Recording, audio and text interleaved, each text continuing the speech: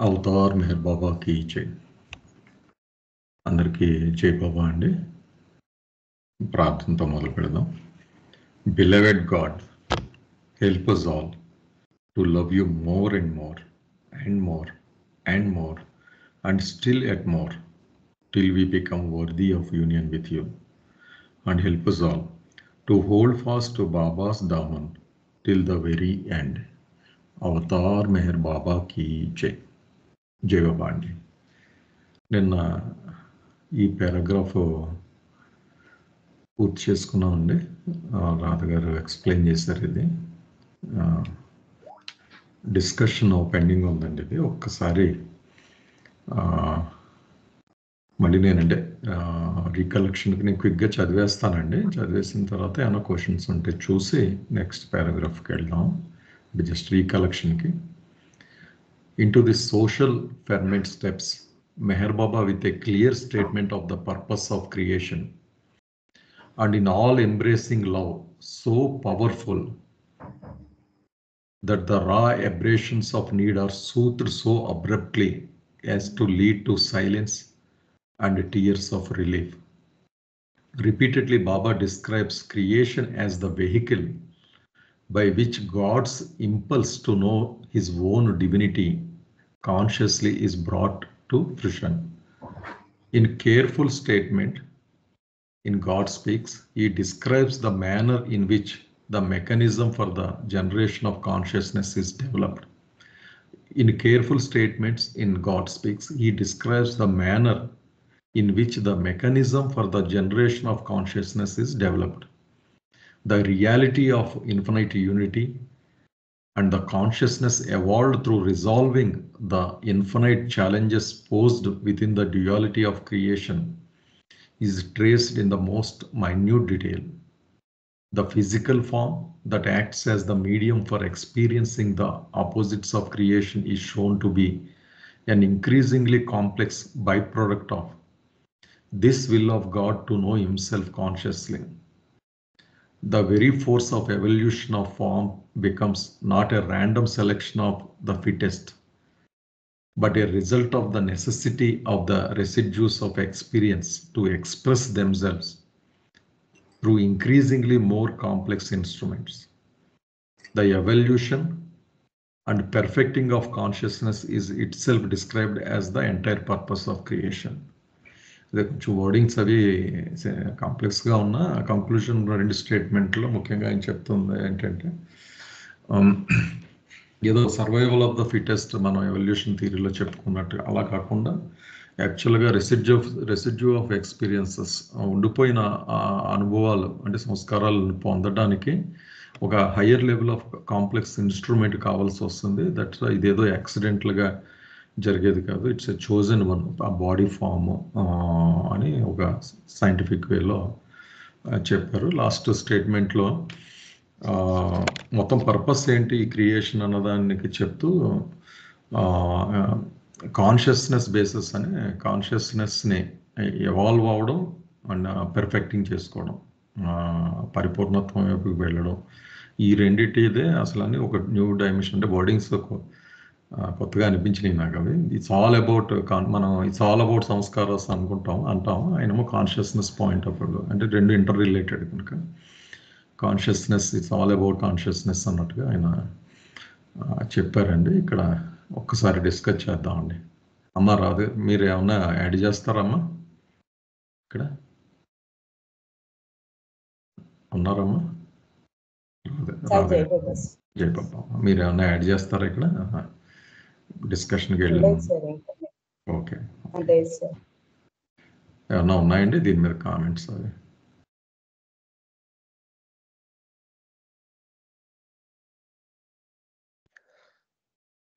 జయబాబా అండి చెప్పండి. అంటే బాబా వచ్చేటప్పుడు పరిస్థితులు ఎలా ఉంటాయని చెప్తున్నారు అన్నమాట. అవతారుడు రావడానికి తగినట్టు పరిస్థితులు ఎలా ఉన్నాయని. ఇప్పుడు అక్కడ జియో పాలిటిక్స్ తీసుకున్న second world war, first world war, chaotic situation అండి. అక్కడ జ్యూస్, జెనోసైడ్, యుద్ధాలు, ఇవన్నీ ఈ పరిస్థితుల్లో ఈ ఫెర్మెంట్, ఈ సోషల్ ఫెర్మెంట్ అంటే సోషల్ ఫ్యాబ్రిక్ అంతా చిన్నాభిన్నం అయిపోయిందండి. ఒకటి మీద ఒకటికి అనుమానం. ఈ రేస్ వేరు, ఆ రేస్ వేరు, ఇది కులం వేరు, ఆడి మతం వేరు, మత యుద్ధాలు, రకరకాల పరిస్థితులు ఉన్నాయన్నమాట అక్కడ. అటువంటి ఈ పరిస్థితుల్లో బాబా ఈ క్రియేషన్ థియరీ పెట్టడం, మనం ఇప్పుడు సోషలిజం, కమ్యూనిజం ఇవన్నీ కూడా మనం ఏదో మరో ప్రపంచంలో తీసుకొస్తాం. ఇవన్నీ మనకు తెలుసు కదా. ఇది బాబా చెప్పిన సొల్యూషన్ అన్నమాట. వీటన్నిటికీ కారణం, వీటన్నిటికీ క్రియేషన్ థియరీ చెప్పి, కాన్షియస్నెస్ థియరీ చెప్పి, ఇవన్నీ చెప్పి మనమంతా ఒక్కడమే, మనమంతా పరమాత్మ నుంచి వచ్చినమే, మన కులాలు లేవు, మతాలు లేవు, ఇవన్నీ దాంట్లో ఈ ఫ్యాబ్రిక్ అంతటిని సెటరేట్ చేశారన్నమాట. అది చెప్పాడండి ఈ పారాగ్రాఫ్లో, నేను అనుకుంటున్నాను సార్. జై బాబా. కరెక్ట్ అండ్ కనెక్టింగ్ అనమాట. ఆ సోషల్ టర్బులెన్సెస్లో ఈ social permanent steps especially love బేస్డ్గా తీసుకొచ్చారు అన్నమాట. ఫెర్మెంట్ అంటే మామూలు ఫెర్మెంటేషన్ అన్నది మనకు తెలుసండి. చేంజ్ ఫెర్మెంటేషన్ అంటే ఫెర్మెంటేషన్ అని తెలుసు కదా మనకి. అంటే ఫెర్మెంట్ అంటే ఒక మీనింగ్ ఏమనుందంటే డిజార్డర్లీ సిచ్యువేషన్. మనం బ్రూజింగ్ అంటాం కదండి. బ్రూజింగ్ అస్తవ్యస్తమైన పరిస్థితిలోకి అడుగు పెట్టాడు అనమాట ఆయన. అవునండి.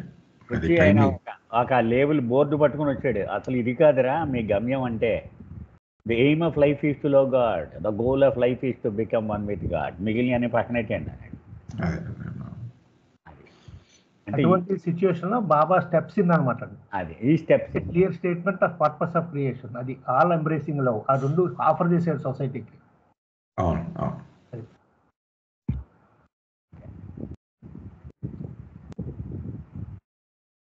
అయితే రాజుగారు నేను కంక్లూడ్ చేసింది ఒక్క స్టేట్మెంట్ చెప్పి కంక్లూడ్ చేద్దాం. చెప్పండి. ఇందులో సబ్జెక్ట్ని పరిచయం చేశాడు బాబా. ఏం చెప్తున్నాడు గాడ్ స్పీక్స్లో అనేది, అసలు క్రియేషన్ అంటే ఏంటి, ఈ క్రియేషన్ ఎందుకు వచ్చింది. ముఖ్యంగా Don Stevens is a science man అండి. అతను సైంటిస్ట్ అనమాట. ఇతను పర్టికులర్లీ పెట్రోలియం దానిలో చాలా పెద్ద అధ్యయనం చేసినవాడు ఇతను. అంచేత ఇతను ఆ సైంటిఫిక్ యాంగిల్ నుంచి కూడా చెప్తాడు అనమాట. ప్రపంచాన్ని ఆశ్చర్యానికి గురి చేసిన ఈ లింకేజ్ ఏర్పాటు చేసింది ఫస్ట్ బుక్ చార్లెస్ డార్విన్. అంటే ఈ సృష్టిలో ఉన్నటువంటి ఈ జాతులన్నీ కూడా ఇక ఒకదాని తర్వాత ఒకటి ఎలా వచ్చాయి, ఒక లింకేజ్ని ఎస్టాబ్లిష్ చేసాడు సైంటిఫిక్గా చార్లెస్ డార్విన్. అంటే ఇంగ్లీష్ వాడికి సంబంధించినంత వరకు. అంచేత అతను ప్రపంచవ్యాప్తంగా ఆరిజిన్ ఆఫ్ స్పీసీస్ అనేటువంటి పుస్తకం కూడా చాలామందికి తెలిసే ఉంటుంది. ఆరిజిన్ ఆఫ్ స్పీసీస్ అనే బుక్ వల్ల అతను చాలా ఫేమస్ అయ్యాడు.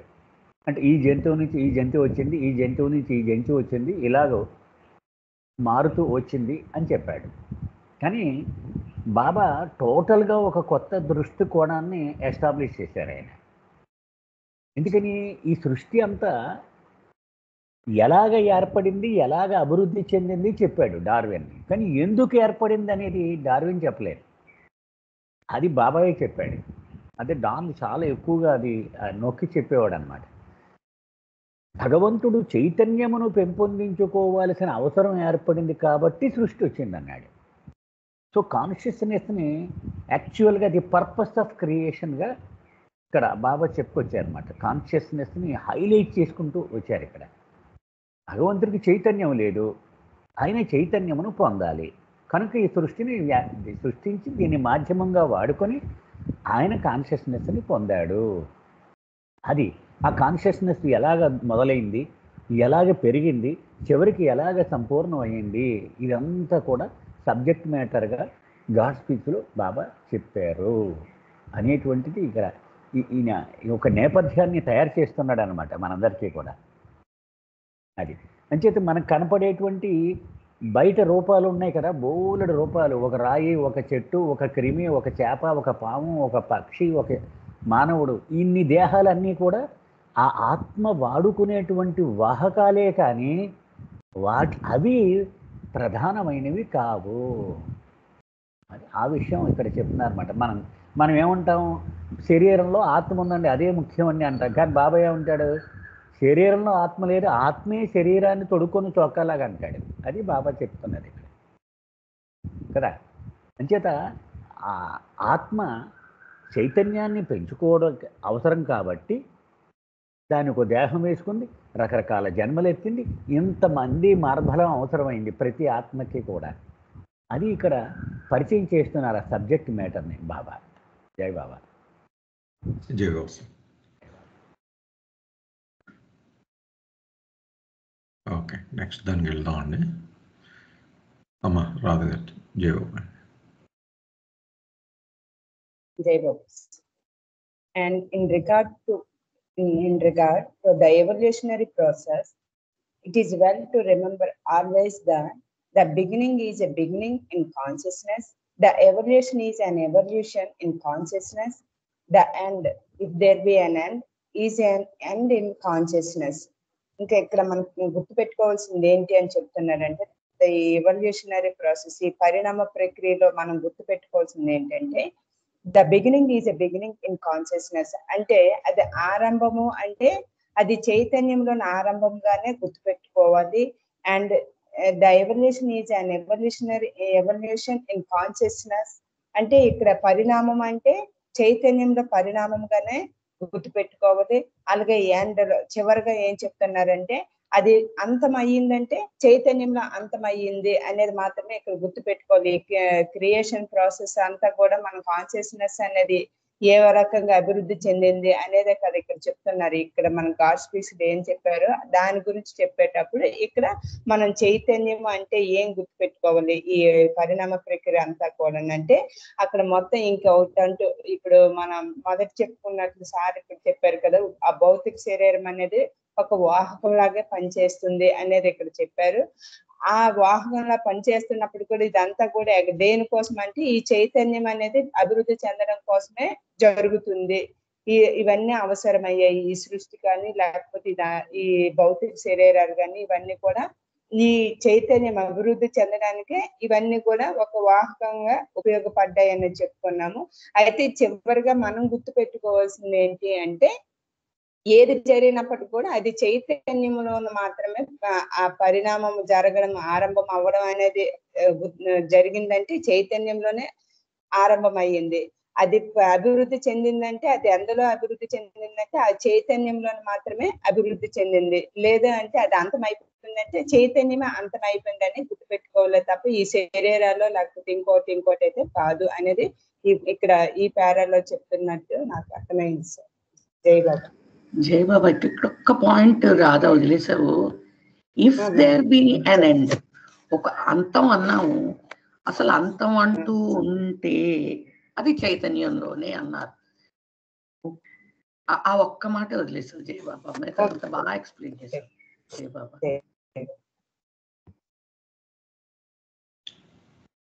జై బాబా. జై బాబా సార్. అంటే చైతన్యము ఎండ్ అనేది ఉంటుందా అండి? ఇఫ్ దేర్ బి అని అందుకే అని ఉంటారండి. అదే ట్రిక్కీగానే ఉంది అక్కడ. అంటే బేసిక్గా ఎంఫోసిస్ బహుశా అంటే ఎవ్రీథింగ్ ఈజ్ అబౌట్ ఎవల్యూషన్ అన్నట్టుగా అది మెయిన్ చెప్పదలుచుకున్నారు అనుకుంటున్నాను ఇక్కడ. ఇఫ్ దేర్ బి అని ఎండ్ ఉంటే కూడా that is the end in conscious. ఒకవేళ అంటే ద ఎండ్ అని ఏదన్నా మనం ఇందులో అంటే ఈ ప్రాసెస్లో అండ్ ఇన్ కాన్షియస్, కానీ కొంచెం ట్రిక్కీగానే ఉంది. మిగిలిన వాళ్ళు కూడా అడుగుదాం ఉండండి. అంటే చైతన్యం ఇవాల్వ్ అయ్యి, చెప్పండి బాబు గారు. చైతన్యం ఇవాల్వ్ అయ్యి అది ఇంకా పురోషన్కి వస్తానమాట. చివరికి భగవంతుల్లో కలిసిపోయినప్పుడు అది మహా చైతన్యం కదా దాంట్లో కలిసిపోద్ది అనమాట. That is the end of evolution of consciousness అనమాట. అప్పుడు ఇంకా if there be an end అన్నది ఎందుకన్నారంటారు? అంటే ఎండ్ అంటూ ఉంటే మనకు చెప్తున్నారు అది. ఓకే, అంటే ఇలా అనుకోవచ్చు కదండి. అసలు క్రియేషన్ అనేది మొదలయ్యింది, మనం చెప్పుకుంటున్నాం చైతన్యం గురించి అని. అంటే క్రియేషన్ అంటూ ఎండ్ అవుతే అని ఏమైనా వస్తుందేమో అనిపించింది. అయి ఉండొచ్చు. అసలు క్రియేషన్ అనేది ఎండ్ ఏమన్నా ఉంటే that will be end of consciousness అని. అంటే రెండు డైమెన్షన్స్ అండి ఇక్కడ. Individual dimension, creation dimension. మీరు అన్నట్టు ఇండివిజువల్ డైమెన్షన్ లో దేర్ ఈజ్ అన్ ఎండ్ కదా, ఇందాక బాబు గారు చెప్పిన థియరీ అది. ఆ పరమ కాన్షియస్నెస్ లో కలిసిపోవడం అది. ఇంకా సృష్టి పాయింట్ ఆఫ్ వ్యూలో దేర్ ఈజ్ నో ఎండ్ అని మనకు తెలియదు కదా, కనుక if there be an end అన్నట్టుగా అది కూడా అని ఉండొచ్చు అక్కడ. అలా కాదండి, మనం గాడ్ రియలైజేషన్ వచ్చిన తర్వాత సృష్టి ఉండదు కదా మనకి. అదే ఇండివిజువల్ ఇండివిజువల్ లెవెల్లోనే ఇండివిజువల్ కూడా సృష్టి అనేటువంటిదే ఉండదు ఇంకా. కానీ క్రియేషన్ కంటిన్యూస్ కదా మామూలుగా. Creation for others it will continue అండి. ఆత్మ అందుకే బహుశా అది పెట్టుంటాడు if there be an end అని.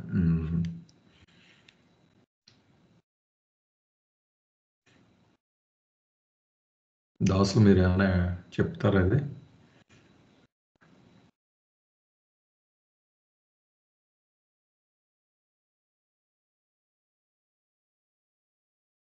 రాజుగారు నేను డిస్కనెక్ట్ అయ్యానండి. ఏదో చిన్న ప్రాబ్లం వచ్చి డిస్కనెక్ట్ అయ్యి మళ్ళీ ఒక్కసారి 2 నిమిషాలు చెప్పరా చర్చ ఏం జరిగింది? ఇప్పుడు చైతన్యం ఎంత అని అడిగారు. అంటే ఇప్పుడు 2 పాయింట్స్ ఆఫ్ వ్యూ ఏంటంటే, if there be an end అన్నది బహుశా క్రియేషన్ ఒకే ఎండ్ ఉండదు కదా, ఇట్ కంటిన్యూస్ ఆ పాయింట్ ఆఫ్ వ్యూలో, బిగ్గర్ పిక్చర్లో. కానీ ఇండివిజువల్ జీవాత్మ పాయింట్ ఆఫ్ వ్యూలో క్రియేషన్ ఎండ్స్ కదా ఆ పాయింట్లో. ఇలా 2 ఒపీనియన్స్ కింద వచ్చినాయండి. కనుక సృష్టి కంటిన్యూ అవుతుంది కనుక if there be an end అన్నది it's an end in consciousness అన్నట్టుగా అంటారు. ఫుట్ నోట్ కూడా ఒకసారి చూపించారా కింద? అంటే జస్ట్ బుక్ రిఫరెన్స్ ఇచ్చారు సార్, ఇది ఎందులో తీసుకున్నారు, ద ఎవేకనర్ అంటే ఇది స్టేట్మెంట్ కదా. ఎవేకనర్ వాల్యూమ్ 8 అనుకుంటాను. ఓకే, లక్ష్మణ్ ఏమైనా చెప్తారా? లక్ష్మణ్ ఉన్నారా? లక్ష్మణ్ కాల్లో లేదు అనుకుంటాను. ఓకే, అదే సింపుల్గా ఒక మాట చెప్పుకుని నెక్స్ట్ వెళ్ళిపోదామండి. యాక్చువల్గా ఆత్మ నిత్యమైనది, ఎటువంటి మార్పుకు గురి కాదు కదా. ఇవన్నీ మనం చెప్పుకొని వచ్చాం మొట్టమొదటి నుంచి. మనం ఏ మతం తిరిగేసినా అదే చెప్పుద్ది. మరి దేహములు దాల్చడము, దేహములు మార్చడము, ఇప్పుడు రాయి నుంచి మానవుడు దాకా ఇన్ని రకాల అనుభవాలు పొందడము, ఇవన్నీ మరి ఆత్మ ఎలా చేస్తుంది? ఆత్మ ఎటువంటి ప్రభావానికి గురి కాదన్నాం కదా అంటే దానికి బాబా సమాధానం ఆత్మ యొక్క చైతన్యము. అందుకనే మీరు గాడ్ స్పీచ్లో చూస్తే జర్నీ ఆఫ్ ది సోల్ అని ఉండదు, journey of the consciousness of the soul. ఈ ప్రయాణం చేసేదంతా ఆత్మ యొక్క చైతన్యమే కానీ ఆత్మ కాదు. అది బాబా మొత్తం త్రూఅవుట్ మెయింటైన్ చేశారు. అది అంచేత ఆ చైతన్యము రకరకాల స్థాయిల్లో ఉండడము, ఈ సృష్టిలో రకరకాల జీవరాశులు కనపడ్డం అనమాట. ఇప్పుడు రాయి ఉందనుకోండి, ఏదో 5 డిగ్రీ కాన్షియస్నెస్. ఇంకో వృక్షం ఉందనుకోండి 20 డిగ్రీ కాన్షియస్నెస్. జంతువు ఉందనుకోండి 80 డిగ్రీస్ కాన్షియస్నెస్. మానవుడు 100 డిగ్రీస్ కాన్షియస్నెస్. అదే కాన్షియస్నెస్సే మొత్తం అంతా. ఈ గాడ్ స్పీచ్ అంతా కూడా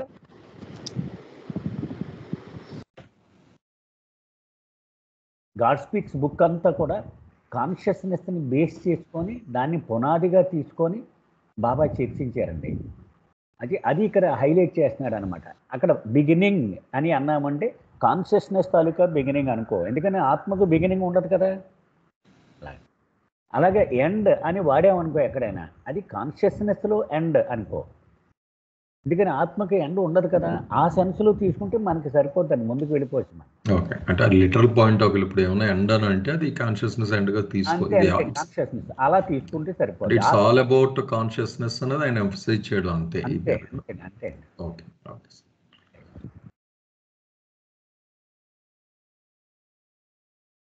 ఓకే, నెక్స్ట్ దానికి వెళ్దామండి. అమ్మా ఉదయ్ గారు, జై బాబా. సార్ జై బాబా. సార్ జై బాబా. నా వాయిస్ వినిపిస్తుంది సార్? స్పష్టంగా ఉందండి. జై బాబా సార్. ఇక్కడ ఎండ్ ఆఫ్ ది కాన్షియస్నెస్ అంటే ఎండ్ ఇన్ కాన్షియస్నెస్ అనేది మహాప్రళయమైన వస్తుంది, లేదు ఇండివిజువల్ సోల్ తీసుకునేటప్పుడు ప్రాపంచికంగా ఉన్న చైతన్యమే ఇదంతా కూడా ఎండ్ అయిపోతుంది అనేది అలా 2 సెన్స్ తీసుకోవచ్చు సార్. ఇక్కడ ఇప్పుడు సపోజ్ అంతా మహాప్రళయంగా ముడుచుకుపోయింది అనుకోండి, అది భగవంతుడి యొక్క అనంత చైతన్యం కూడా మళ్ళీ గాడ్ ఈజ్ ఆ స్టేట్కి వెళ్ళిపోతుంది. అలాగే ఆ ఎండ్ ఉంది అనుకున్నా సరే అది ఆత్మలో కాదు. అది ఆత్మ ఎప్పుడు ఆద్యంతం లేకన్నా సర్వత్రా వ్యాపించి ఉన్నటువంటిది ఆత్మ. అలా కాన్షియస్ అనేది మహాప్రళయంగా అది వచ్చి మామూలు గాడి స్టేట్కి వెళ్ళిపోయినా అది కాన్షియస్లోనే, లేదు ఇండివిజువల్ సోల్కి అలాగ మనం ఇండివిజువల్ సోల్ తీసుకున్నా సరే ఇది ప్రాపంచకమైనటువంటి ఈ చైతన్యం పెరుగుతూ పెరుగుతూ వచ్చి పరిపూర్ణమయ్యింది. ఇప్పుడు భగవంతుడిని తెలుసుకోగలిగినంతటి చైతన్యమైంది. దీనికి ఎండ్ అనుకున్నా ఇది కూడా కాన్షియస్ లోనే అని వస్తుందా సార్?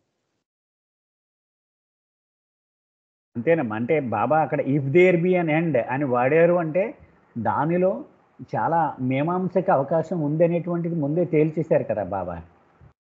సార్ అంచేత మనం అర్థం చేసుకునేంత వరకు ఏంటంటే మనం ఆరంభము అంటే చైతన్యం యొక్క ఆరంభము, ఎక్కడైనా అంతము అని మాట్లాడితే చైతన్యం యొక్క అంతము అది అనుకుంటే మనం ముందుకు వెళ్ళిపోవచ్చమ్మా. ఇప్పుడు మొత్తం అది చాలా లోతుగా డిస్కస్ చేయాలి. మనం పుస్తకంలో నడుస్తూ ఉంటే మనకు బోధపడదేమో చూద్దాం.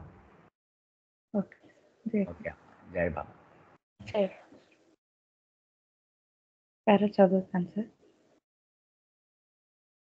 These as well as the host of balanced practical insight into daily life given out by Meher Baba over the decades have been what the young have cried out for.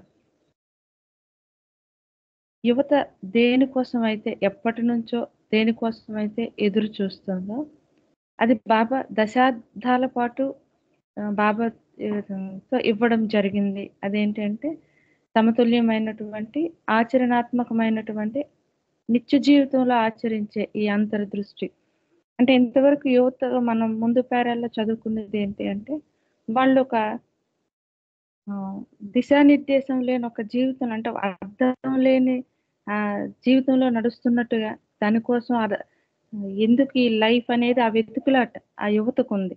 అలాగే ప్రతిదీ కూడా అనుభవం ద్వారా తెలుసుకోవాలి అనేటటువంటి ఆ తాపత్రయాలతో యువత ఉంది. సో వాళ్ళకి సరిపడినట్టుగా వాళ్ళు దేనికోసమైతే వాళ్ళు ఎదురు చూస్తున్నారో అది బాబాతో ఇవ్వబడింది దశాబ్దాల పాటు కూడా.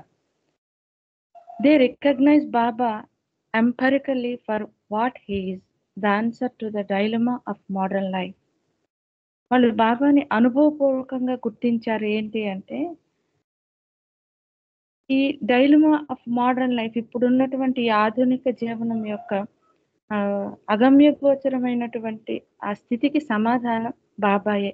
అంటే ఒక గమ్యం లేదు, ఎటు నడుస్తున్నారో తెలియదు, దేనికోసం ఇంత సంపాదనలు సంపాదించడం, చదవడం, తాపత్రయపడడం, ఇలాగా పాకులాడుతూ అలిసిపోతూ నడుస్తున్నటువంటి దిశానిర్దేశం లేని ఆ జీవితాలకి సమాధానం ఏది అని అంటే అది బాబా. అసలు ఏంటి లైఫ్, ఎందుకు వచ్చాం అనేటటువంటి ఆ లక్ష్యం గమ్యం చెప్పేది, అది చూపించేది అది ఏంటి అంటే అది బాబాయే అనేది ఇక్కడ డాన్ చెప్పినట్టు నాకు అర్థమవుతుంది సార్.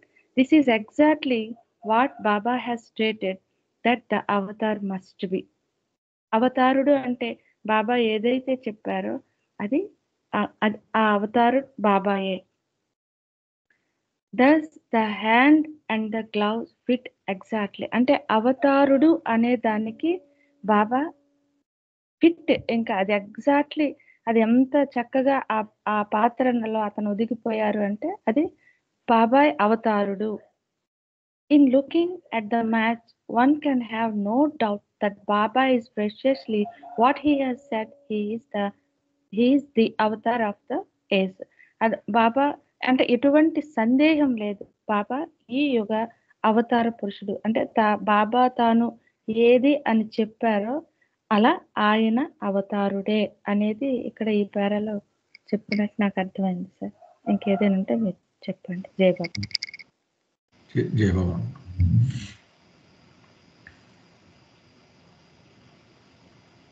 ఉన్నాయండి మిగిలిన వాళ్ళు?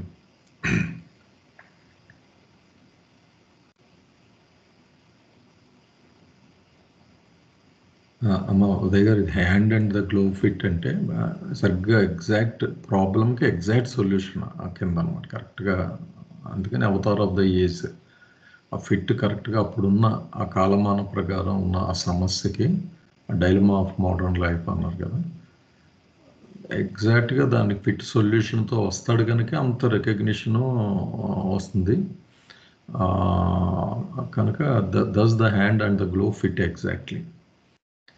అదే అవతారుడి మిషన్ అన్నమాట బేసిక్గా. అప్పుడున్న కాలమాన పరిస్థితుల్లో మన జీవితాలకి సంబంధించిన ఆ విషమ సమస్యలు ఏవైతే ఉన్నాయో అప్పటి పరిస్థితులకి వాటికి కరెక్ట్ మందుతో ఆయన వస్తాడు కనుక ఎగ్జాక్ట్గా ఫిట్ అవుతాడు, కరెక్ట్గా కనెక్ట్ అవుతాడు.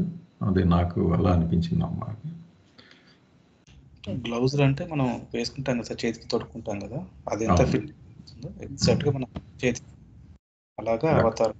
అక్కడ సమస్యగా పరిష్కారం కూడా అంత పెర్ఫెక్ట్ గా ఫిట్ అవుతుంది అనమాట. ఇక్కడ ఒక వర్డ్ ఎంపెరికలీ అని వాడారు కదండి, అది ఈ యువత ఎగ్జాక్ట్ గా రికగ్నైజ్ చేశారు. ఎలాగా వాళ్ళ స్వానుభవంతో, దానికి సైంటిఫిక్ గా రీజనింగ్స్ ఎక్స్పెరిమెంట్లు చేసి ఇది ఫలానా అని వాళ్ళు కనిపెట్టడం కాదు, అనుభవపూర్వకంగా అర్థం చేసుకున్నారని చెప్తున్నట్టుగా అనిపించింది ఎంపెరికలీ అంటే.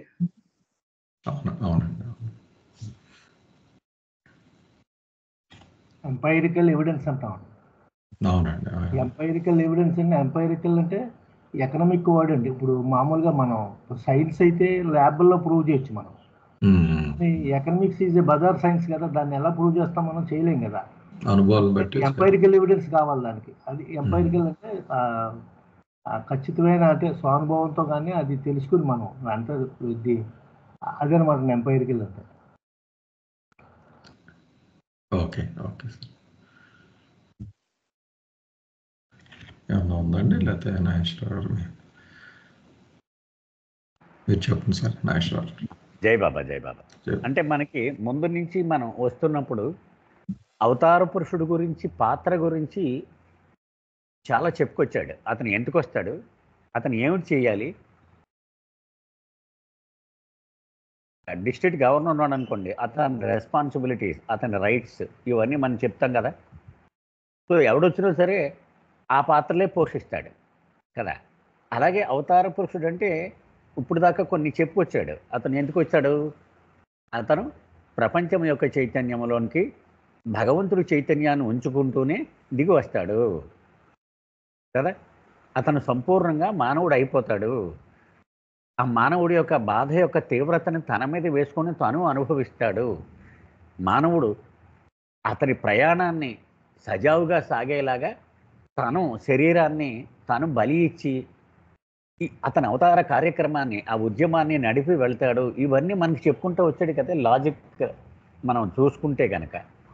ఇప్పుడు యువత అది గుర్తుపెట్టారు అంటున్నాడు. అంటే అవతారుడి యొక్క లక్షణాలు అన్నీ కూడా ఇతనిలో అతికినట్టుగా సరిపోయినాయి కదా.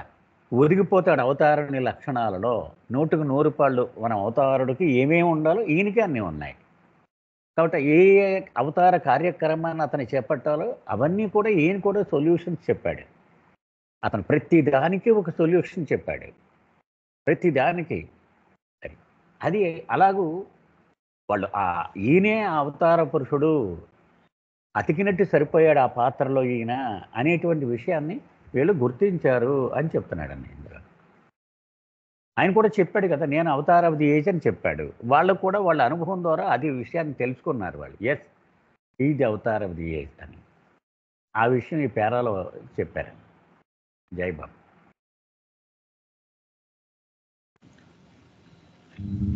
జై బాబు సార్. కంటిన్యూ చేద్దామండి. Okay sir. జై బాబు. But what about Meher Baba's more personal life during this period? అంటే ఇక్కడ డాన్ చెప్తున్నటువంటిది ఈ తొలి పరిచయానికి ఇప్పుడున్నటువంటి ఈ ప్రస్తుత ఈ పరిచయానికి ఈ మధ్య ఈ కాల వ్యవధిలో బాబా తాలూకా వ్యక్తిగత జీవితం ఏమిటి అనేది ఇక్కడ చెప్తున్నారు. Despite his long predicted serious automobile accidents near Prague, Oklahoma in 1952 and a later even graver one near Satara in India in December 1956 in which his hip joint was smashed and Dr. Neelu killed outright. Nevertheless, the 15 years encompassed much intensive inner and outer work. Despite his long predicted serious automobile, అంటే బాబాకి ఈ 2 car ప్రమాదాలు, ఒకటి Prague ఒక్లహోమాలో 1952 తూర్పు దేశాలకు వెళ్ళేటప్పుడు అప్పుడు జరిగినటువంటి ఆ కారు ప్రమాదం, మళ్ళీ తర్వాత భయంకరంగా ఈ సతారా ఇండియాలో ఉన్నటువంటి సతారాలో డిసెంబర్ 1956 డిసెంబర్లో జరిగినటువంటి ఆ కారు ప్రమాదంలో ఎటువంటిది అది, బాబా తాలూకా హిప్ జాయింట్ స్మాష్ అయిపోయింది, తన తాలూకా తుంటి ఎముక నలిగిపోయింది, నీళ్ళు చనిపోయాడు. ఇటువంటి ఈ పరిస్థితులు ఇవి జరిగినప్పటికీ కూడా బాబా తాలూకా ఆంతరంగిక కార్యక్రమం, బాహ్య కార్యక్రమం ఇవన్నీ నిర్వధికంగా అంటే అవి ఎంత స్థాయిలో జరగాలో అంత స్థాయిలో కూడా ఆ పని జరిగింది అనేది చెప్తున్నారు. With reference to these two accidents, one must keep in mind that it is a world of systematic balance in which we live, with none of the magic of the fairy wand. ఈ రెండు చూస్తే ఈ రెండు reference, ఈ 2 accidents ద్వారా మనం మైండ్లో ఖచ్చితంగా ఎప్పుడు గుర్తుంచుకోవాల్సిన విషయం ఏంటి అంటే, మనం నివసిస్తున్నటువంటి ఈ క్రమానుగుణంగా ఈ సరితూకమయ్యే ఈ ప్రపంచంలో నివసిస్తున్నామంటే అది బాబా ఈ రెండు తన శరీరం మీద వేసుకొని అనుభవించినటువంటి ఈ 2 యాక్సిడెంట్స్ కారణంగానే. అంటే ఒక రకంగా ప్రీతము ప్రభు ఆ బలిత్యాగం, అతని శరీరాన్ని బలిచ్చారు. ఆ బలిచ్చిన కారణంగానే ఈ ధర్మ పునఃస్థాపన, మన పాప భారం అతను మోయడం అనేది జరిగింది.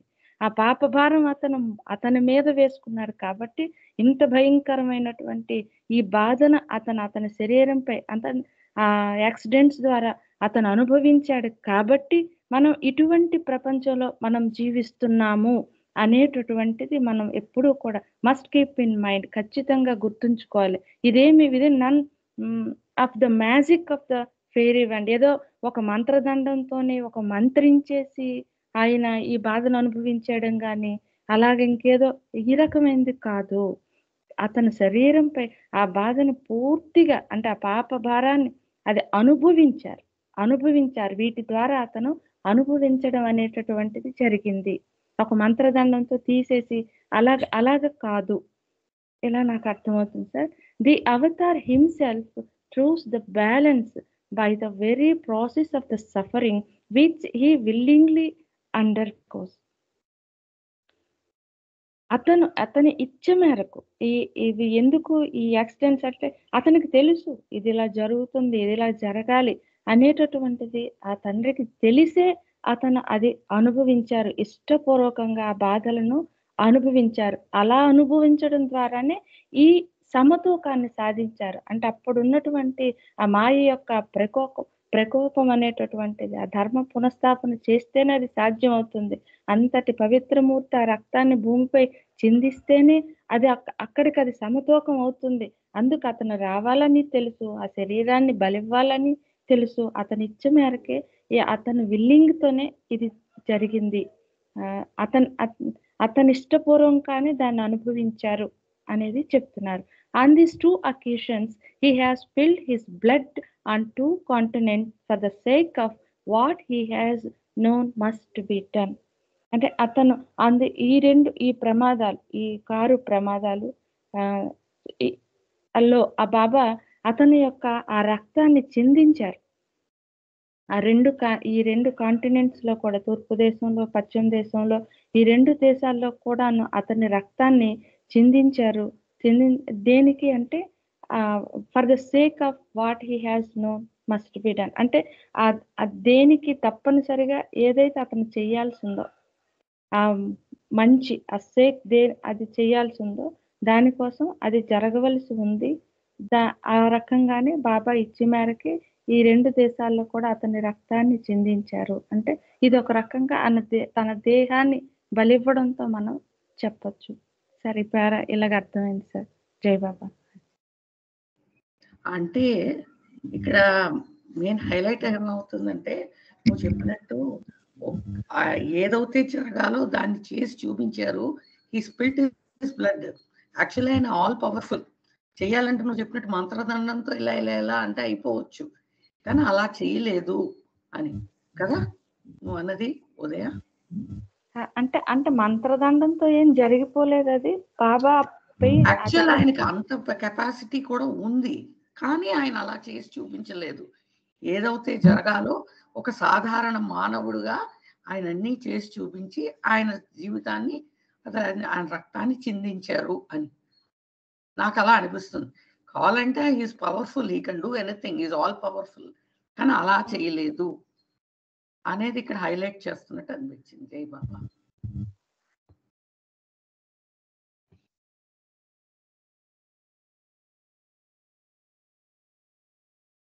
ఏమన్నా ఉన్నాయండి మిగిలిన?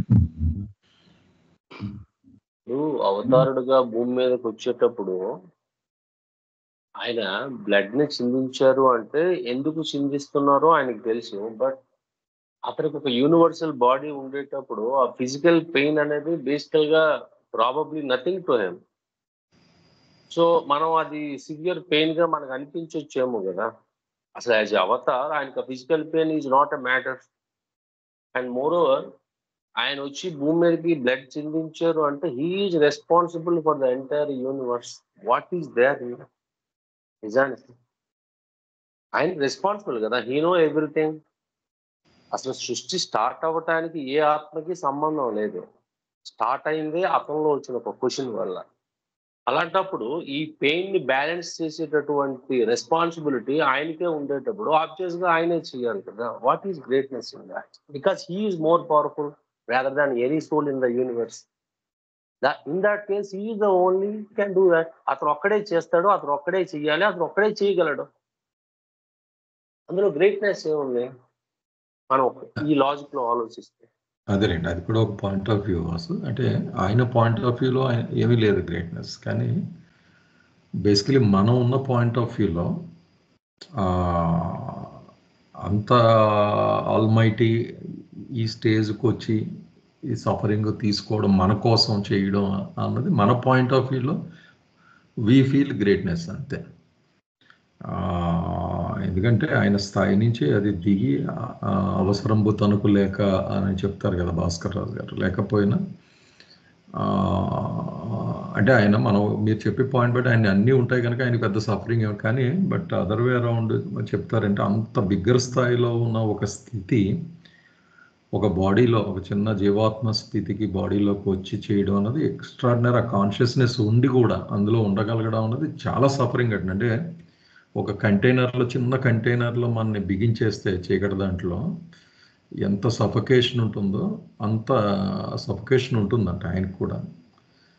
But even then because of just love he gets into it this project. ఇందులోకి ఆ పాయింట్ ఆఫ్ వ్యూలో చూసుకోవాలి. అదే మీరు చెప్పింది అదర్ వే అరౌండ్. ఆయన అన్నీ తెలిసినవాడు, అన్నీ ఉన్నవాడు, ఇది బ్లడ్ చిందించడం, ఇందులో పెద్ద గ్రేట్నెస్ ఏముంది, ఈజ్ క్యాపబుల్ కదా అన్నది ఒక పాయింట్ ఆఫ్ వ్యూ. ఆయన పాయింట్ ఆఫ్ ఆయన ఎవర్ ప్రొక్లైమ్డ్ కదా, నన్ను గుర్తించండి, నేను మీకోసమే సఫర్ అయ్యానని. But because it's an emotion అంతే మన వైపు నుంచి. అది నేను అనుకోవడం, అది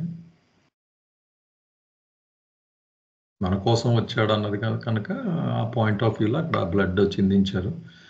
అంటే బాగా 2 కాంటెంట్స్లో కూడా చిందించాల్సి ఉంది అని చెప్పారు కనుక చెప్తున్నారు అక్కడ.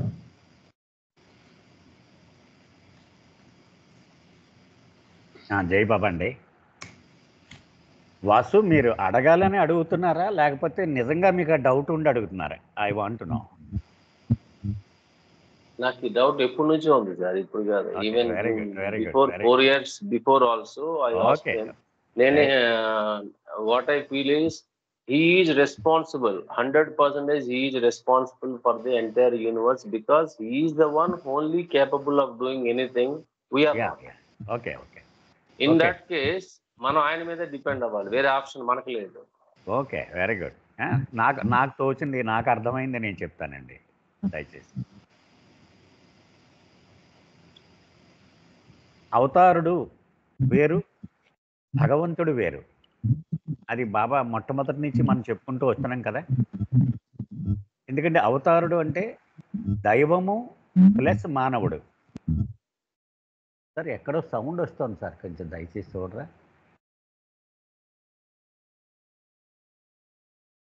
అవతారుడు అంటే గాడ్ మ్యాన్, ఒక పక్క భగవంతుడు, ఒక పక్క మానవుడు. ఇంకా బాబా ఏం చెప్పారు? నేను అవతారుడిగా వచ్చినప్పుడు 100% మానవుడిని అయిపోతాను. ఓకే, 100% అయిపోయాడు ఆయన. భగవంతుడికి 3 లక్షణాలు ఉంటాయని చెప్పారు. Infinite knowledge, infinite power, infinite bliss. ఆయన ఎందుకు వచ్చాడు? ఇందాక వాసు చెప్పినట్టు ఆయనే బాధ్యుడు, ఆయనే కారణం కాబట్టి సృష్టి ఏర్పడడానికి. ఆయనే అడుచు తొక్కాడు, ఆయనే కాళ్ళు కడుక్కోవలసిందే కదా. కాబట్టి ఆయన బాధ్యతే నిర్వర్తించడానికి ఆయన వస్తున్నాడు అవతార పురుషుడిగా కదా. అందుకనే తండ్రి పాత్రని ఆయన భుజం మీద వేసుకున్నాడు ఆయన. అయితే మనం నివసించేటువంటి ఈ సృష్టి ఎలాంటిదంటే, ఒక చోట ఒక తప్పు జరిగింది, దానికి ఎవరినో ఒకరిని బాధ్యుడిని చేసి తీరవలసిందే. ఆ బాధ్యుడిని చేయడం కోసమే ఇంత అడ్మినిస్ట్రేటివ్ హైరార్కీ ఇవన్నీ కూడా. ఒక తప్పు జరిగితే ఎవరిని బుక్ చేయాలి? కలెక్టర్నా, గవర్నర్నా, సెక్రటరీనా, పలానా ఆఫీసర్ని ఎవరిని బుక్ చేయాలి? దానికోసమే ఇన్ని రూల్స్ తయారయ్యాయి మనకి. దానికి ఎవరినో ఒకరిని బాధ్యుడిని చేయాలి కదా.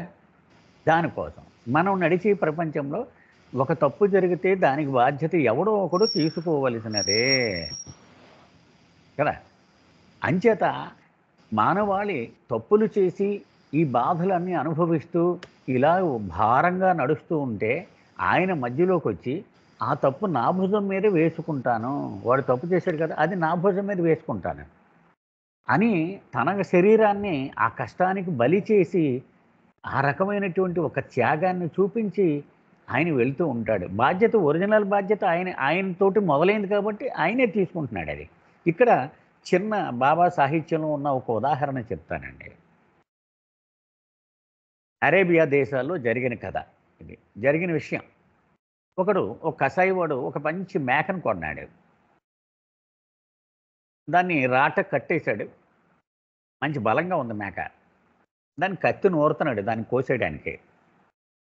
ఆ మేక అరుస్తూ ఉంది హృదయ విదారకంగా. ఆ దారం ఒక వ్యక్తి పోతున్నాడు. అతను ఆగాడు. ఆ కసాయి వాడిని సమీపించాడు. అది మొరపెట్టుకుంటుంది కదా, నీకు వినపట్టలేదా దాని మొర అన్నాడు. ఆశ్చర్యంగా చూశాడు. మొరపెట్టుకుంటుందా అంటే తమకి మేక భాష కూడా వచ్చా అని అడిగాడు. కొంచెం అర్థమైంది నాకు. ఏం చెబుతుంది ఏంటి అది మొర ఏమిటి అన్నాడు. దానికి పిల్లలు ఉన్నాయట 4, వాటికి పాలు ఇచ్చేసి వచ్చేస్తానంటుంది, ఒక అరగంట టైం ఏమంటుంది, అప్పుడు నువ్వు పోసేసుకోవచ్చుట అంది అని ఆ వ్యక్తి చెప్పాడు, దారంట పోయే వ్యక్తి. ఈ కసాయివాడికి ఆశ్చర్యం వేసింది. అబ్బా, ఓహో, నేను బోల్ డబ్బు పెట్టి బజార్లో కొన్నాను దీన్ని, అది వెళ్ళిపోతే ఆడు వచ్చేవాడికి ఎవడు పూచి పడతాడు అని అడిగాడు. నేను పూచి పడతాను అన్నాడు. నన్ను కట్టేసుకో, ఆ మేకకేసి నా చెయ్యిని, ఎనప చెయ్యిని వేసి నన్ను కట్టేసుకో, అది వచ్చిన తర్వాత నన్ను విడుదల చేద్ది కానీ, ఓకే అన్నాడు. సరే, అతను కట్టేశారు, ఎనప చెయ్యిని వేసి కట్టేశారు, మేకను వదిలేశారు. అరగంట తర్వాత మేక తిరిగి వచ్చి ఆ ఎనప చెయ్యిని వేసి కట్టేసిన వ్యక్తి పాదాలు నాకుతూ ఉంది. అప్పుడు ఆశ్చర్యపోయాడు ఈ కసాయివాడు. మీరు ఎవరని అడిగాడు. నన్ను మహమ్మద్ అంటారు అన్నాడు. అంటే మహమ్మద్ ప్రవక్త అనమాట అతను. అలాగా బాబా ఈ సంఘటనను ఉదహరించి ఆయన చెప్పారనమాట. ఈ సృష్టిలో ప్రతివాడు చేసిన తప్పుకి నేను బాధ్యుని చేసుకుంటాను నేను కదా. అయితే ఆయన దైవశక్తులు ఏవి వాడ్డావు, అనంత శక్తి కానీ అనంత ఆనందాన్ని కానీ వాడ్డు. ఆయన అనంత జ్ఞానము ఒక్కటే వాడతాడు. ఆయనకి అన్నీ తెలుసు. యాక్సిడెంట్ అవుతుందని తెలుసు, ఏ దేశం గురించి యాక్సిడెంట్ చేసుకోవాలో కూడా తెలుసు. కానీ బయటికి ఏం చెప్పడు. మానవుడు ఎంత 100% బాధను అనుభవిస్తాడో అంతగానో బాధను అనుభవిస్తానని చెప్పారు బాబా. నాకు ఆకలేస్తుంది, నాకు జ్వరం వస్తుంది, నాకు బాధపడతాను, అన్నీ మామూలే, ఏమీ తేడా లేదు నీకు నాకు కదా. ఎందుకని ఈ ప్రపంచంలో ఒక శాసనం ప్రకారం నడుస్తోంది. ఒక తప్పు జరిగింది, ఎవడో ఒకడు బాధను అనుభవించాలి. కానీ మనం చేసిన తప్పులకి మనమే బాధను అనుభవించి మనమే మొయ్యాలంటే మనకు సరిపోవట్లేదు మన ఓపిక సామర్థ్యం. అందుకని ఆయన వచ్చి మనందరి ఈ కర్మ ఫలాన్ని తన మీద వేసుకొని ఆ శరీరాన్ని బలి ఇచ్చి ఆ అవతార ఉద్యమం నడపడానికి ఆయన వచ్చాడు. అది అంచేత వాసు చెప్పినట్టు దీని స్టార్టింగ్ ఆయనే, రూట్ కాజ్ ఆయనే, కానీ తప్పులు చేసింది మాత్రం మనము. కాబట్టి ఆ రూట్ కాజ్ ఆయన, కాబట్టి ఇదంతా తన మీద తండ్రి పాత్రలో ఉన్నాడు. కాబట్టి మనకు సాయం చేయడానికి ఈ కర్మ ఫలాన్ని తన భుజం మీద వేసుకొని తన శరీరాన్ని బలిచి వెళ్ళిపోతాడు. అది అంచేత మంత్రదండం వాడి ఇలాగ తగ్గించేస్తే బాధ అది మన కర్మశాస్త్రం ప్రకారం చెల్లదే కదా. దీన్ని మనం బ్యాలెన్స్ చేసుకుంటే వెళ్ళాలి. ఇక్కడ తప్పు జరిగింది, ఎవడు అనుభవిస్తున్నాడు, ఆ పూచి ఎవడు పడుతున్నాడు, ఎవడో ఒకడు ఉండాలి. అంచేత అందరి తరపున పూచి పడ్డానికి ఆయన వచ్చాడు. జై Baba. Okay Vasu, still you have any doubt? Okay, sir. Okay, I have n number of questions in this line, but Okay, we will discuss privately. జై బాబా. అంటే మీరు చెప్పిన లాస్ట్ లైన్ ఏంటంటే, ఏదైతే cause and effect of cosmic law create చేసాడో, even avatar is not exceptional for that. He has to obey the law which is created even by him. అతను create చేసిన law ఆయన కూడా బద్ధుడే. ఆయన దాన్ని దాటుకోలేదు. ఆయనే గౌరవించకపోతే దాన్ని మనం ఎలాగ అమలు పరచగలం కదా. జై బాబా, జై బాబా. అయితే మీరు నాగేశ్వరరావు మీరు చెప్పినప్పుడు నాకు 2 పాయింట్స్ తగ్గినాయి. ఒకటి, గాడ్ అవతారుడు డిఫరెంట్ అని చెప్పిన దానికి బహుశా ఆయన ఓన్లీ నాలెడ్జ్ను ఉపయోగించడం అన్నది వల్ల ఆ డిఫరెన్స్ అని ఒకటి అనుకున్నాను. అంతేనండి. రెండు కూడా మనం ఎంత బాధపడతామో ఆయన అంత బాధపడతారు. నాలెడ్జ్ ఒకటే ఉంటుంది. కానీ సెకండ్ పాయింట్ అండి, ఈ నాలెడ్జ్ ఒకటే ఉండి మిగిలిన 2 పక్కన పెట్టేయడం వల్ల, ఈ నాలెడ్జ్ వల్ల ఈ knows what is going to happen. అది వాటిగా మనం పాజిటివ్గా చూస్తాం, కానీ ఇట్స్ సఫరింగ్ అగైన్ అండి. అంటే మనకి రేపు పొద్దుట పలానా జరగబోతుంది, నా పిల్లడికి జరగబోతుంది, నా భార్యకి జరగబోతుంది అంటే ఎంత సఫరింగ్ ఉంటుందండి. You know everything. ఇప్పుడు ఆయన ప్రేమికులు, ఆయన బండలి వీడు పలానా రోజు చనిపోతాడని ముందే ఆయన ఉండేది అవగాహన ఆయనకి. కానీ యాజ్ ఏ హ్యూమన్ ఎమోషన్లో కూడా వచ్చాడు కనుక ఆయనకి ఒక విధంగా పాపం అది మళ్ళీ శాపమే. కేవలం నాలెడ్జ్ మీద బేస్ అవడం బ్లిస్ లేదు. బాబా ఒక ఉదాహరణ చెప్పారు సరే. ఒక వ్యక్తి చనిపోయినప్పుడు కొత్త శరీరంలో మళ్ళీ పుడతాడు, కానీ అప్పుడు గత జన్మల జ్ఞాపకాల మీద ఒక క్యాప్ పెట్టేస్తాడు అని చెప్పారు బాబా. వాడికి ఏమీ జ్ఞాపకం ఉండదు. వాడికి తెలిస్తే బాగుంటుంది కదా అనుకుంటాం మనం. ఎందుకంటే తప్పులు చేయకుండా ఉంటాడు కదా. గత జన్మలో ఇలాంటి తప్పు చేశాడు, ఈ జన్మలో ఈ శిక్ష అనుభవిస్తున్నాడు. వాడికి పుట్టుకతోటి కాళ్ళు 2 పడిపోయి అనుకోండి, గతంలో ఎవరినో ఘోరమైనటువంటి హాని కలిగించాడు. అది తెలిస్తే వీడు నెక్స్ట్ జాగ్రత్తగా ఉంటాడు కదా అనుకుంటాం మనం. కానీ తెలియడం వల్ల ఇంకా ఘోరమైన పర్యవసానాలు ఉంటాయన్నారు బాబా. ఎందుకని నేను ఉదాహరణకి నా భార్య, నా తల్లి, నా కొడుకు, నా కూతురు ఉన్నారు. వీళ్ళంతా గత జన్మలో కుట్ర చేసి నన్ను చంపేశారు అనుకోండి, ఆ విషయం నాకు తెలిసిపోయింది అనుకోండి, భయంకరంగా ఉంటుంది. ఒక్క క్షణం కూడా వీడు ప్రేమగా ఉండలేడు కదా. అంచేత భగవంతుడు ప్లాన్ ఎప్పుడూ కూడా 100% పర్ఫెక్ట్గానే ఉంటుందండి. అది మన అజ్ఞానం వల్ల మనం రకరకాల క్వశ్చన్లు, రకరకాల విశ్లేషణలు చేస్తాం. But he is all knowing. But ఈ passionate one is trying best to explain those things. మనకి అజ్ఞానం తొలగించడానికి ఈజ్ స్ట్రగ్లింగ్ అన్ని విధాలు. ఆయన జీవితం ద్వారా, ఆయన మాటల ద్వారా, ఆయన పుస్తకాల ద్వారా, ఆయన మండలి ద్వారా ఈజ్ కన్వేయింగ్ దట్ నాలెడ్జ్ మనకి. కరెక్ట్. అయితే ఒక్క విషయం ఈ సందర్భంగా ఒక్క విషయం చెప్పేస్తానండి, నాకు చెప్పాలని అనిపించింది. మనకి రకరకాల సందేహాలు శర పరంపరలాగా పుట్టుకొచ్చేస్తూ ఉంటాయి. మనకి ఎందుకు వస్తూ ఉంటాయి? ఇప్పుడు ఒక పసివాడు ఉన్నాడు అనుకోండి, ఆ పసివాడికి ఒక వజ్రం ఇచ్చామనుకోండి, అది నోట్లో పెట్టుకుంటాడు.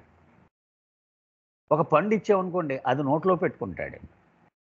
అలాగే ఒక ప్రమాదమైన కత్తి ఇచ్చామనుకోండి, అది నోట్లో పెట్టుకుంటాడు. వాడికి నోటును వాడడమే తెలుసు, వాడికి ఇంకేం తెలియదు.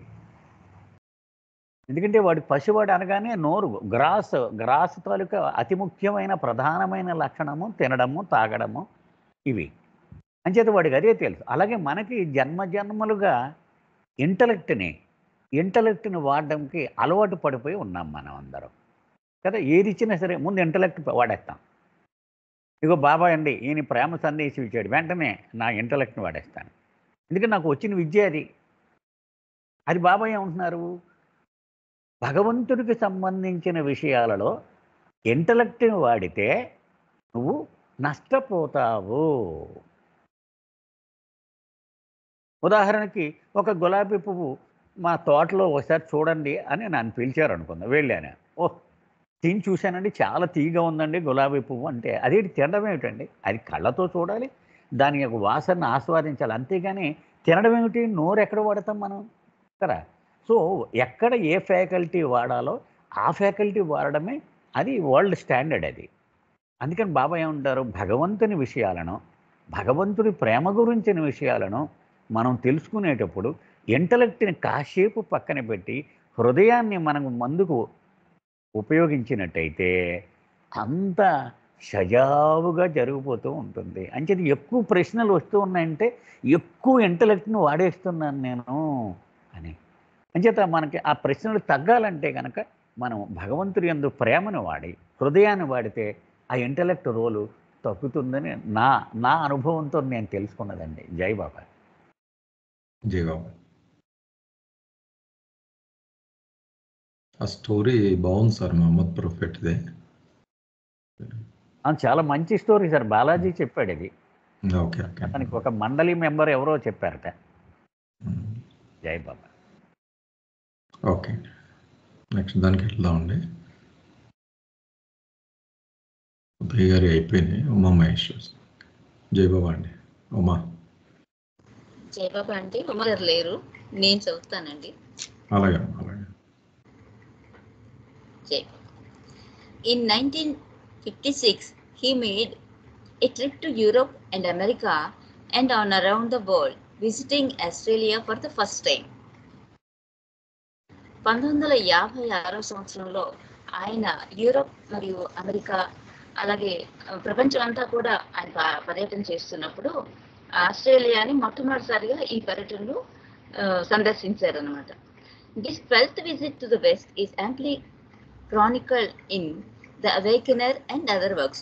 ఈ యొక్క 12వ పాశ్చాత్య పర్యటన గురించి ద అవేకనర్ అనే గ్రంథంలోను ఇంకా ఇతర గ్రంథాల్లో కూడా చక్కగా గ్రంథస్థం చేయబడింది అన్నమాట వివరంగా. His 13th trip to the West in the 1958, including this time only Australia and America.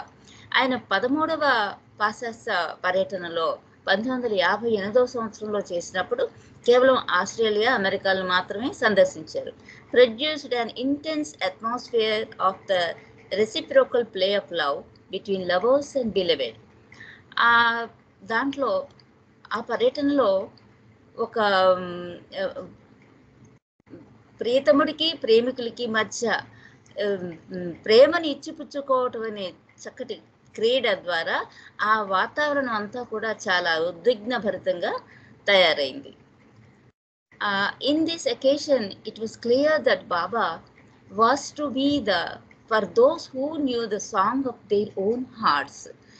ఈ సందర్భంగా ఇక్కడ ఏం స్పష్టమైందంటే ఎవరైతే వాళ్ళ హృదయ గానాన్ని పట్ల వాళ్ళకి అవగాహన ఉందో, ఎరుక ఉందో, వారి కోసం బాబా ఉన్నారు అనే విషయాన్ని ఇక్కడ చెప్తున్నారు అనమాట. In this occasion it is clear that Baba was to be those who know the song of their own hearts. వాళ్ళ యొక్క హృదయంలో జనించే ఆ హృదయ గానం ఏదైతే ఉందో దాని పట్ల వాళ్ళకి ఎరుక ఉన్న వాళ్ళకి బాబా చెందుతారనే విషయం ఈ సందర్భంలో వ్యక్తీకరించబడింది, స్పష్టమైంది అనమాట.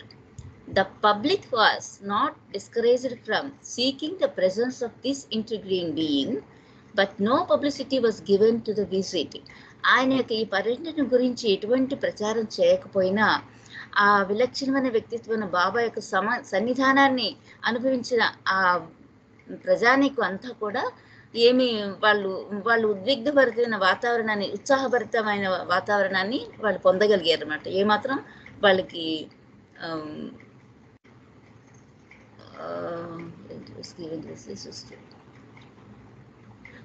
నాట్ డిస్కరేజ్డ్ అన్నాడు. అంటే వాళ్ళు ఏమి నిరుత్సాహపడలేదు, చాలా సంతోషించారు వాళ్ళు. ఆ పబ్లిక్ ఎవరైతే ప్రజానికి ఆయన సన్నిధానాన్ని అనుభవించారో వాళ్ళందరూ కూడా ఎంతో ఉద్విగ్నపూరితమైన సన్నిధానాన్ని ఆయనని అనుభవించారు. ఈ విజిట్ గురించి, ఈ పర్యటన గురించి ప్రజానికానికి ఏమీ ప్రచారం చేయకపోయినా కానీ అప్పుడు ఆయనని సందర్శించడానికి వచ్చిన వాళ్ళందరూ కూడా ఆయన యొక్క విలక్షణమైన వ్యక్తిత్వానికి ఆ ప్రజెన్స్, ఆయన సమాధానాన్ని అనుభవించారన్నమాట. It was true living in the presence of the beloved. ప్రియతముడి యొక్క సన్నిధానాన్ని, సమక్షాన్ని అనుభవించడమే నిజమైన జీవితాన్ని జీవించడం అనమాట. In retrospect, one understands that Baba knew that was very many this would be the last personal contact. ఒకసారి పునరాలోచన చేసినట్లయితే మనకేమర్థమవుతుందంటే బాబాకు తెలుసు ఇదే చిట్ట చివరి వ్యక్తిగతంగా సాంగత్యం చేయటానికి ఆయన మళ్ళీ అంటే ఈ పర్యటన తర్వాత పాశ్చాత్య దేశాలను ఆయన సందర్శించలేదు కాబట్టి ఆయనకి బహుశా ముందే తెలుసుంటుంది ఈ వ్యక్తిగత సాంగత్యాలకు ఇది చిట్టసరి సమయం అని చెప్పేసి అంటున్నారు. మనం అది ఒకసారి పునరాలోచన చేసుకున్నట్టయితే అలా అని తెలుస్తుంది అంటున్నారు. In fact he stated as much but we did not hear him. ఆయన ఈ విషయాన్ని పరోక్షంగా చెప్తూ ఉన్నా కానీ మేమెవరం కూడా మనం అది చెవిని వేసుకోలేదు అనమాట. పరోక్షంగా ఆయన ఇంకా ఇదే ఆఖరి సాంగత్యం అన్నట్టుగా చెప్పినా కానీ దాన్ని ఎవరు కూడా పెద్దగా పట్టించుకోలేదు అనేసి ఇక్కడ అర్థమవుతుందండి. జై బాబా. జై బాబా.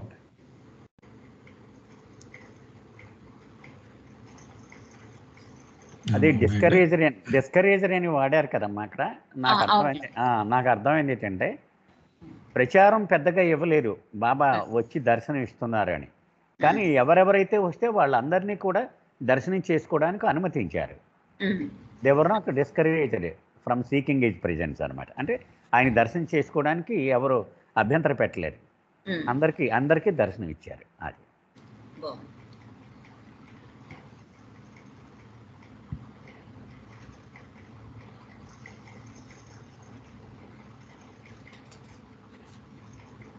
ఏమైనా ఉన్నాయండి? దీని మీద క్లియర్గానే ఉందండి చాలా వరకు. బాబా పాశ్చాత్య పర్యటనలని 13 అని చెప్తూ ఉంటారండి. అయితే వార్డ్ ఏం చెప్పారంటే 15 అన్నారు. అంటే రెండు సార్లు పర్షియా దేశానికి కూడా వెళ్ళొచ్చారు 1920లు 30ల మధ్యలో. అంచేత వాటితో కలుపుకొని 15 ట్రిప్పులు అంటాడు. అయితే ఇక్కడ మనము బాబా యొక్క దర్శనం గురించి అది చెప్పుకుంటూ వస్తున్నాడు ఈ పేరాలో. అంటే ఎంత గొప్పది. ఇప్పుడు బాబాని పుస్తకాలు గతంలో కూడా ఉన్నాయి. అసలు అవతార పురుషుడు ఎందుకు వస్తాడు అనే దాని గురించి మనం చూస్తే, లోతుగా చూస్తే ఆయన టెక్స్ట్ ఎప్పుడు ఇచ్చాడు. భగవద్గీత ఉంది, బైబిల్ ఉంది, ఖురాన్ ఉంది, ఇవన్నీ ఉన్నాయి కదా. కానీ ఆయన ఇచ్చిన స్పెషాలిటీ ఏమిటి? ఆయన కంపెనీ ఆఫ్ గాడ్, భగవంతుని సాన్నిధ్యాన్ని వరంగా ఇస్తాడు ఆయన కదా. బాబాయే ఆయన ఒక చోట చెప్తారండి, do you know why I need to come. అసలు నేను రావడం వెనక ముఖ్య కారణం ఏంటి? ఎవరికాడు చెప్పారు కారణం. No, to give you the company of God, that is the greatest factor అన్నారు. అంటే భగవంతుడి సాన్నిధ్యాన్ని, ఆయన మన మధ్యకు వచ్చి ఉండకపోతే ఆయన మనం ఆలింగనం ఎలా చేసుకోగలం? ఈ చర్మచక్షువులతో ఆయన ఎలా చూడగలం? మనం పశ్చాత్తాప ప్రార్థన, ప్రభుస్తుతి 2 ప్రార్థన రోజు చేస్తాం. అందులో ఏం చెప్తాం? చూడడానికి చేత కానివాడు, నీకు నామం లేదు, రూపం లేదు, గుణాలు లేవు, ఏమీ లేవు అని చదువుతాం మనం కదా. అలాంటి భగవంతుణ్ణి మన పరిస్థితుల్లోనే ఉండి, మనం ఎక్కడ 1వ భూమికలో వెళ్ళలేదు, 2వ భూమికలో వెళ్ళలేదు, స్థూల భూమికలోనే ఉండి భగవంతుడి దర్శనం చేసుకునే అవకాశం ఎలా కలిగింది మనకి? ఆయన వచ్చాడు కాబట్టి ఇక్కడికి మనం కలిగింది. సో అది ఇక్కడ బాబా చెప్తున్నారు. Unless I come how do you see me. నేనే కనుక నీ మధ్యకి రాకపోతే నన్ను ఎలా చూడగలవు అన్నారు. సో భగవంతుని చూడడం కోసం, భగవంతుని ఆలింగనం చేసుకోవడం కోసం, భగవంతుడి పాదాల మీద తలకాయ పెట్టడం కోసం, ఆయన స్పర్శభాగ్యాన్ని పొందడం కోసం, ఆయన చేతి దివ్య ప్రసాదాన్ని అందుకోవడం కోసం, ఇదంతా మనకి సాధ్యం చేయడానికి ఆయన అవతార పురుషుడిగా వచ్చారు. అది అంచేత అది గొప్ప భాగ్యం అనమాట. ఆయన ప్రజాదర్శనం ఎక్కడిచ్చాడంటే అది మన పరిస్థితుల్లోనే మనం ఉండి ఆయన చూసేటువంటి పరమ భాగ్యం మనకు దక్కించాడు.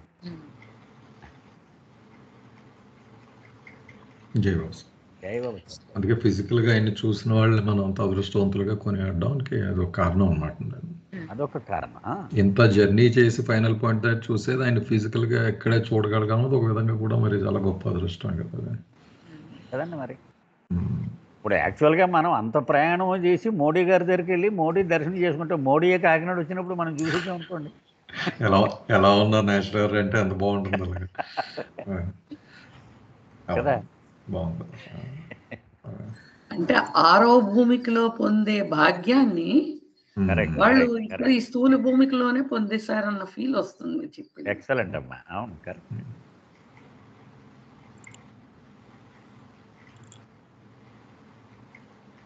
ఓకే, టైం కూడా అయింది సార్. అయితే ముగిందాం అండి, మళ్ళీ నెక్స్ట్ వీక్ కలుద్దాం అండి. అందరికి జై బాబా అమ్మ. అవతార్ మెహర్ బాబా కి చేయండి. జై జై బాబా.